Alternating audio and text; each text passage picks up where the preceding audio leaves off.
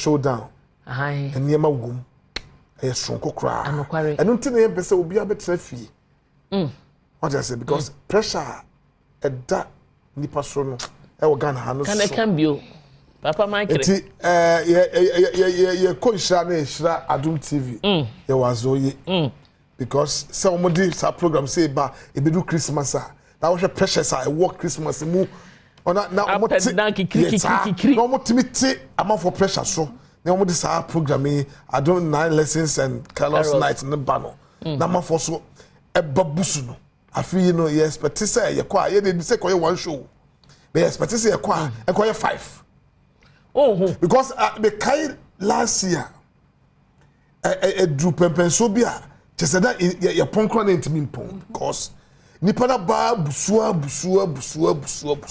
I feel any times 10 amen bia on sanka take it no me say you should take it touch the coin e 30 Ghana f ni bo no wo form ampa ye nua be ma Michael se ne bo wo form Michael Afrane osene bo wo form Joseph papa entina fie watchna de che say say would day Saturday 16th no etime ye eda bia ede ani je sronko ebra because say ne all kan me wo here ye kan ya mfie du Nni Aduro TV ya 9 lessons and carols night 10 years ni entina just watchna de empompon so ye duro no say mu nhira no so nsa kan bie na ansa na mekọ woba ama hone alawo sama hono edini ya bido alawo sama mo fa femra no menchiro ngwa na wi alawo sama me pese alawo sama majisu alhome intadi no me pa alawo sama na wadi adofo sanya me kan mo nim sanka enne enka yen chat session also the Otan Nni Aduro and can no na yen chat enne but esan say watchna Adom TV 9 lessons and carols nti na say the chat no mo an ye won de but the topic ne for watchna watchna anamontu ayetu nyame ye yandom a emenyi wo ho emfamfiri mu na Otan Nni Aduro so se na ekukuru ba no ahwefo se na ekukuru ba no When we share next week, the end to us, therefore, young picky and points, no, relatable, yes, so practical in this life. They to me discuss it, near the addition, dear, at the abraying. And into no mesgia, Adom TV collaboration, near the and also so at one so Nni Aduro Monday. Now, an idea, Obi can ye, oh, yeah, then you, me call you, me buy you, Adom TV 9 lessons and carols night. Watch now. Enyumre no num pepepe ticket 30 Ghana cedis pe anopermit say na ma o kan wo na news so awie Adom asempa ne mete na o kan say 30 ye pe ama na china nyame ya Adom de na wo ye hwan o be ma problem ana oh me sure that hard dream but me dey na low key ya say bola suja no and ya basi ye ba be entertain of course sabi how we are amane we are na so one to be mu a utimi nya hwen fa yesa yankopon na nkasa bam eti wa cha won kwa no fa wo ha ne to ho na bedi wadi siri e hili akoma te say adwendwen ma yare etu ba no ochino memre da akokwaji wani na family program exactly papa fa wo yire wo ma wo made fa ne ka won that is gonna mo ya 450 20 120 amoye 5 and 150 okay me da sema for the correction me patcho enye sika ehu bia ka so do fufu a one day kwansa na tu obetu obedi amanasa de achi bi ni ho bi obesan face ka fufu so ni na bra na mama enye entertained na mo nsanya adesuade wom ye di agonya so ne se fa aba e de boy tuma no e de boy bra eti Adom 9 lessons and carols night ne de e yadu twam eso bi manda me e won waso ma me sansa so benya kuku dem aha kan bom one stage no enya common intense as de mo hwegu ayi bodam ni bia ma me bi koto ne mo a e mo ni hwegu anwem oto akotra mo no odi we di intense Mama na boka ba bodam de wafi wa fi ni anwa anwa ni nyina la ati ase wa wi ni nyina una fa no enti we intense eba once in a year enti abusia for Ghana for mo mmanye for odom nyankopon ahwe so ma fi na kwa beto fa wo ha no shabotom Fato Onyankopon be so to baby. Unko Adom Carols night in Onyankopon was so to. Believe me, trust me, very prophetic word what you say. Oh, mommy. And never know about trust. Hey. Home time. Wow. So be a kwasa ko Adom Otan National Theatre 5 p.m. Omomra. Na ya omhwe dwumade on waso no mo be. Na kan pese me hwe wo part a wo play an kasa. Me innkeeper. Me innkeeper. Esa fa se bia baby ya da obi wo hwe baby ya da so se ene be kasa hotel. Asa wo hotel play wo na wo hwe ho. Those fene ne to kwa. Omo ba share me. Simple sa jai. O papa sama ya ko. Ko ya wo dey force no ya. Dabi na ka me na so ba waje kwa. Dabi. Na ma de kwalo fa nize. Aje kwalo no ba obefa nize. Na no ba wo mo to kwan wo pe be ka kanya boko. No ba mo ba bia. Ya ho ho a ya ma ba kuro mu ho. Ya be tu na ye ni srew. Oba yi nyim. Ne ho kire no. Be de watch. Ye hotel na prema for hotel. To ba me hu prema no mu. Na me nim sa aje kwalo mu kura ka be je won to yimra so. Awa ma be kuni po. Na mo nyim sa aje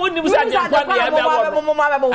I come de me dabra kwa ma mo dai. Eti sama ya to bo. Next time o kwa no a chance ma me be wa aje kwa. Na chance wo hu no ama mo good prayer. Treatment. Eti ma ya wo ya do chale. Onye wo Innkeeper yin papa. Asema ya to bo Joseph. Innkeeper. Uda cha me show. Joseph, me show da ma so da mama o na mama wa yi ayi afranto. Erade atefo enkwale wo mekum yo enso me nyina me na so pinti say Yehovah ti ase me nyina me na so na mpa church na de ehu ne oye yi bia memu ano mate san Adom TV san Adom TV fo ye pass mudwe na bre bia ye pese ye entertaining ye viewers ene Ghana fo nyina nti no oye obi bia memu ano eno ti media me no so waka waka say etinye bofe na obi kan ma tu fo pa na wo I say your foot no want to because I know media the mayor and ma me mo massacre yo be ye wo I will be team it will be a channel obi the member ye the channel obi a person hu a wo no mra so ma wo sa de nkwa na de ba cha ma je ofeso ana wo say o ba je na ofeso me hear say ma je na o ko ma da hey and you ma ko ba go for na me ba o allow sama me ban ma ba ho ni ade ba kwa ya na mitifie na mhwe TV no na sa mehwe Yesu ayawo no na Yesu pe fufu aposimodi na miti TV na che na bibi say me twi Yesu frit Yesu me awo no pe fufu ni aben kwa ye ni we stage Yesu ento ochina no sa Yesu no me so sa ebia na ye hwe Yesu ochina ye hwe no ochina bra na be hwe Yesu ebia na ochina wa ni fufu posim ni aben kwan na wakope bi fufuro na ho no so ho ya to aso afi ho so alazama alho mi tadi na mpacho me mo akwa ba bi wo me joso ma pe wasem preko pese na mpese ama asem no ene mic no sa na ma pe wasem odi no so ya me de alazama alho mi tadi na alho china nyame ya Adom a onso o ye yi Adom 9 lessons and carols no night no gina mu pinti na also boy en komo kakrai di kan nia odaye so daye adwin bibia ye friend say Adom say onyankopon Adom no wo so dum obia onsan dum no mo kire say so onyankopon andum wa ana wanfa Adom no andum wa ade panche ho no kware me no ya adwen nyame na do na humobro na ma de pachi yen yo to asoma nakopon hira ni pakura odwen saade no de to so mienu 9 lessons and carols no ayemi alhosama the first time ni sa new wo ye new wo mu and you the new trend na ebe mu enu nti na me alhosama ahwefo no there were adibe friend tinted sleeping. What say? Tinted sleeping. Tinted sleeping. Yes. Eh, am I actually mu? Much room. Tinted sleeping. When you know, when say, say, ubia na science nti mesre se o ba pe abakitu we bi se ne be ya obebie na o da choke se ne ntimi count. Thank you very much. If the DNA me di pa ho no ebi see that omuhu bi da wow e be different e we asimu se kan ni pa ni trimo odin ha e free fiti ase no ma me tena se ye me dwon kokura ye me ya fiti ase no Adam so e be si Jesus so e be si ahemfo so the most wicked king a friend of King Herod. That's me. Hey, allow sama. Anya chama. Allow sama. Let's just watch now. King Herod the new ashafo. Necessary nyina yetimi bochenku. Na ehwe ni new strategy na. Ono so be ba Adom TV 9 lessons and carols night no. Emu. Na chese wo hu ne star no hu bi da. Wochama yenyi ye hu fimo. Sane ama ekaye no. Eyade esese yetimi kone ko unwind.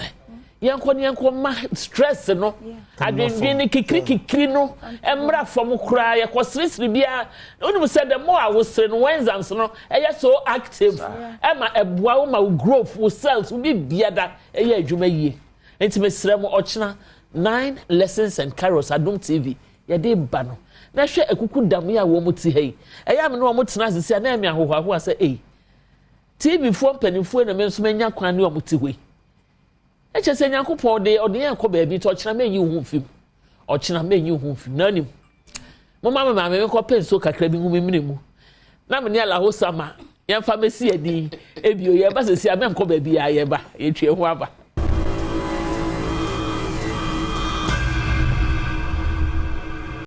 Adofo emamu nyina akwa ba ediba eye o hinted no hinted you chase for free o hinted you chase baby wa ko baby tina Otan Nni Aduro ai ebre emu enene ye we na esa mo ho do se ne da bi e do mu ntine ne e kina dwumadi aye di Adom TV 9 lessons and carols night no ye de eye ye mpanimfo yi our nyina play a role in terms of acting ewo eye dwumadie ni mu no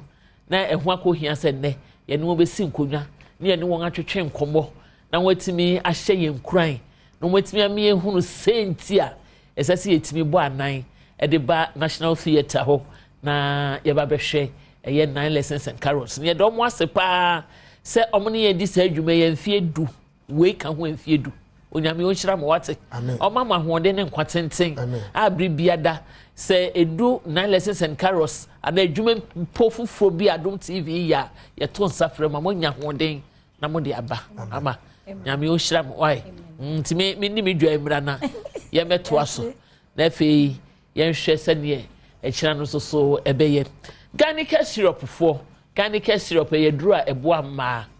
esiesie ma ye hormonal system esiesie yen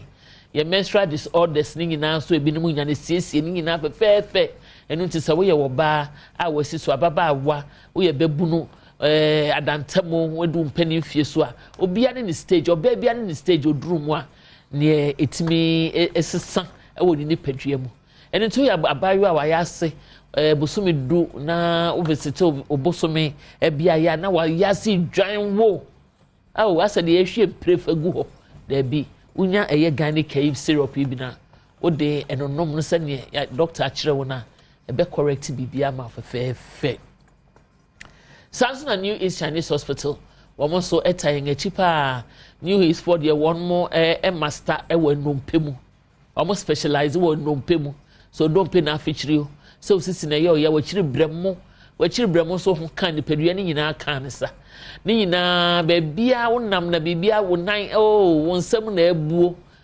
odi akoye New East Chinese Hospital for ho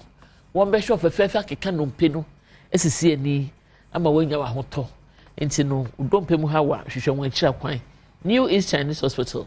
wo mo specialize e won nompe ayare hwemu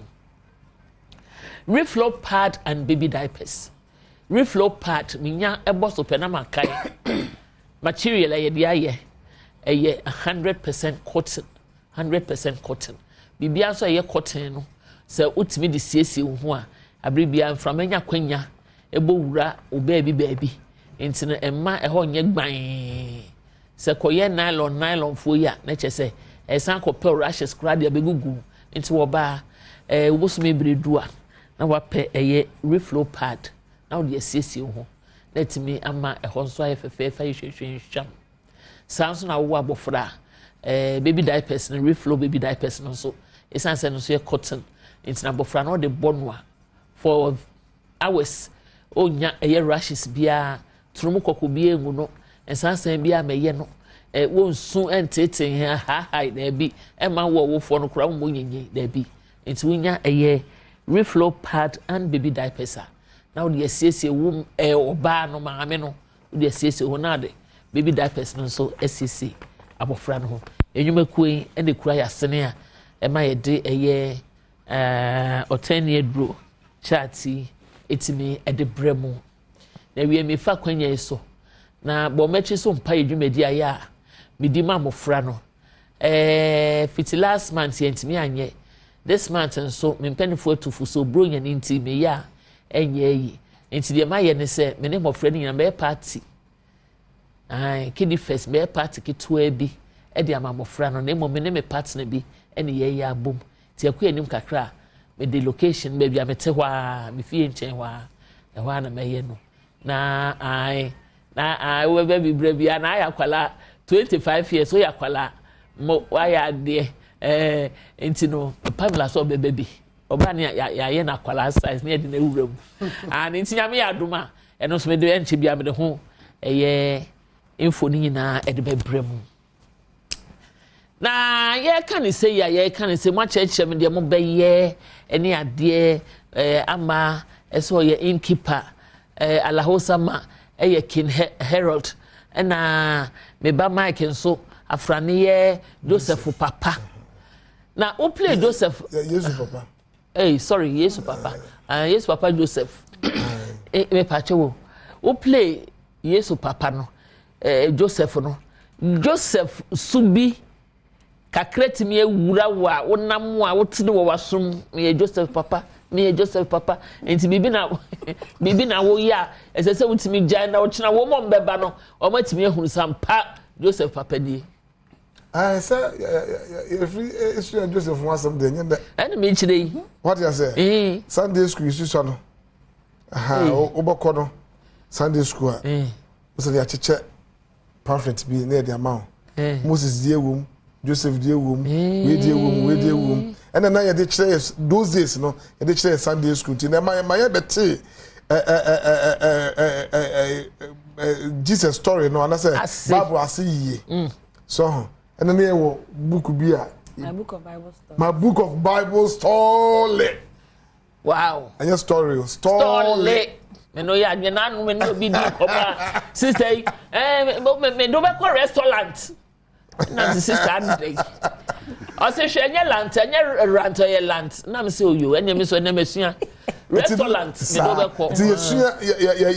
ye free mo frabremu na yesua twere kronkron no na ye nim abakosem fa Joseph ho se na Joseph ositie de to Joseph no ye wo na ka wo to hwe mi to wa ka wo mpene da de be ka da se me to ase na se me no nya hwe a o se me nyem wonyem se sai wonyem se sai ala so what we da wo ka sa no be ka chen so ne nyem hey la one penny ala so what you go open and Joseph why ya de o mo wakoma mo nipa ho do ento china obema ahwefo na hu abotre ene akoma pa ye ni nipa de tena san pepe ya say we no sebe imprediasa ye nya hwe ntine onipa bia no so wo apotra wo nyini che yo what I say panyin se mpentem wa se asemba me pepere ho emfa nkosi enjaje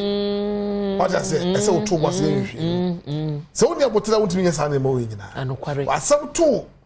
Joseph no ena wa nya abotre ya aka ebia otam ne bread sword no aka odoma kutwitwa obetwitwa me ne busuafo nyinara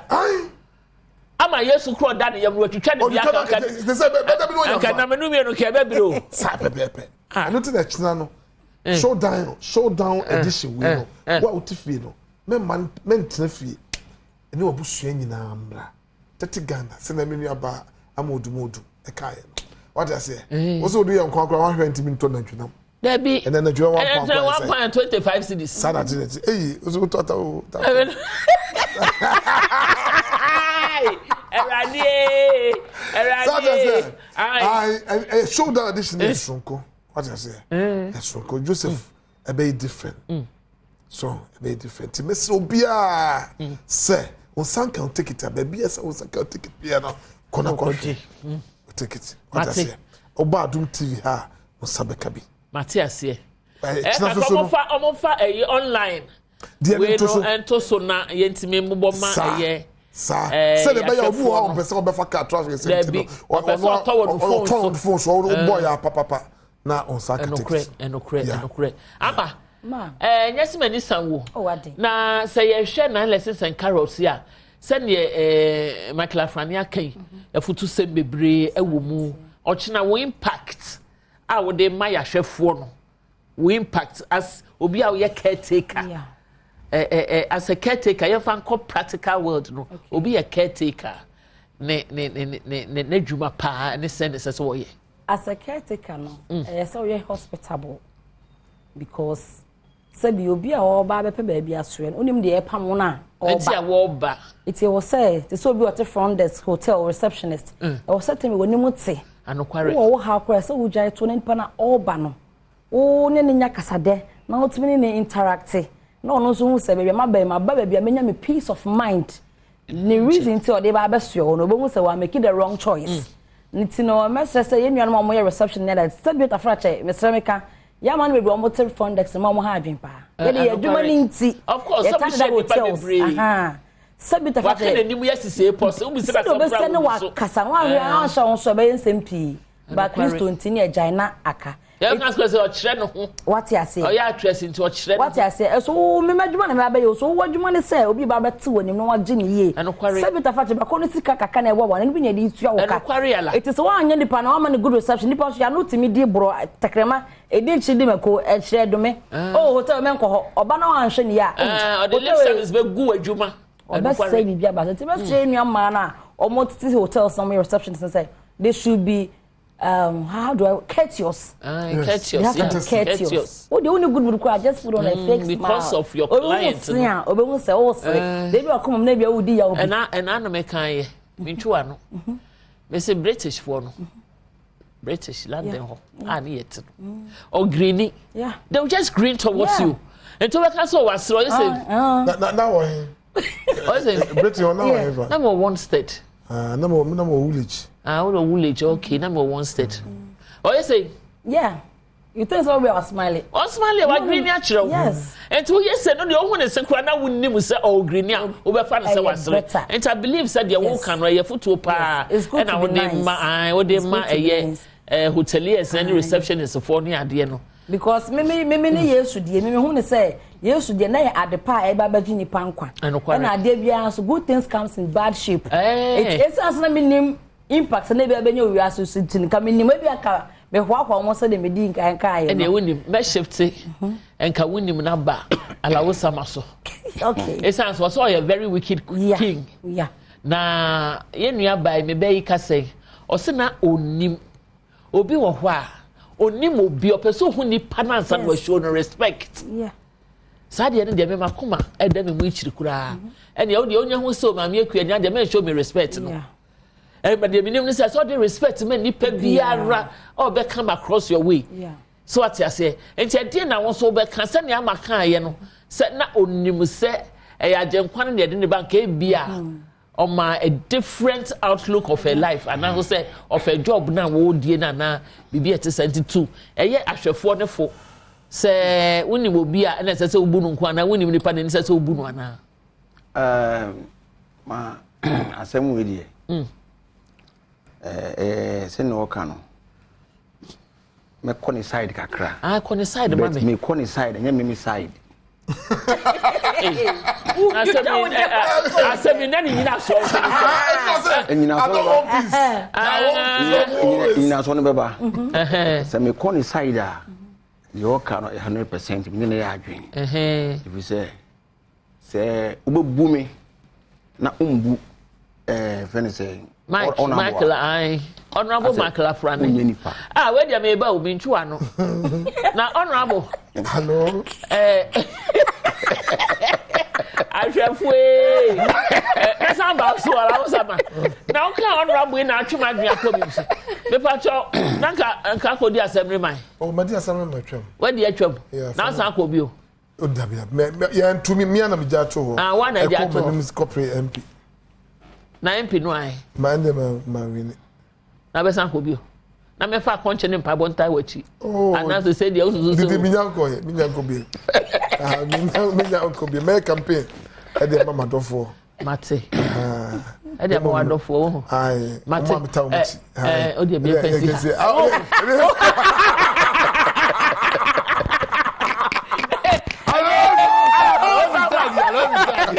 ala wo ya bre na ya bre wo entin body e po na me ba ama so fa kakra bi so na me nua be ma Mike so fa kakra so na yan so nya wo kyena da ni nyinara emfa hya mo nsa Nyankopon ya adoma na afi no 9 lessons and carols Adom TV e dey bre mo kyena no emu empanifo no ebi ni ala wo bonitel ya bre na ya bre ye me sister dey no makone sa 100% untumi mbumi na unko show disrespect in chiro foforo fine because ebia me a obumi no me na me yo wiki me a obumi ai me na me yo wiki una be tie din back wona nka be sibu obe no kware me no ya adwen sanity be me particular me no alawo me ni ankasa me kasai me die no I don't want peace, I want problems always. Me say me ade a friend say me hu ya me hu ya nka me no nya adwuma me hu say da me hu say ya me kan ni no china mo ba no dia to me ka chiro mo say me aka no omomra ho china ama fa kakra ntam so ne yanko yo kakra me de be so se abusuafo yesi ya bone bede me de e bo matwisa achacha se won vibes no terms no me de aba me de freak design me de aba ACCRA etnabra be chiem e won National Theatre 5 PM Jack me nye slow one man ton nya be ntina be gina be chokuru se na ade program no e typically tight ya be say ho ya be say so do ani agewate amani ye mommy ama wo raps mommy papa yeah Mr. Franny honorable me pacho won so body taw se ne ya di kaka na me nua ba ama odum I hold some mentality aka no a child edition is showdown edition mate etina de ne showdown edition bomodin na fa hunwura mu yebre na yebre yebekra mu ne yehwehwa ne se kire nyina be di ahia e wo ho no mo awie ayumechem papa eye prophet Isaac Kwesi Ahosu Crossover Church was Savannah Tema Community 25 na masanchia me ba prophet Samuel Nana Amoating on also blessed hand of God no weekend nyina uni baby kwa yenko ne ko bompa na me ya adoma ye be san ahia what na what she said the name of china de ye hia what National Theatre mama me munua ba ma me kwa gengema na wie so matene mu ene me nua me mai ne me bai ye di enkomo me personal assistant Becky ewo ha and FA me producer director papa Pamela Pami yami onsha MC set light sound obia mamu nyina a lovely weekend yes ya watching o Allah ho sama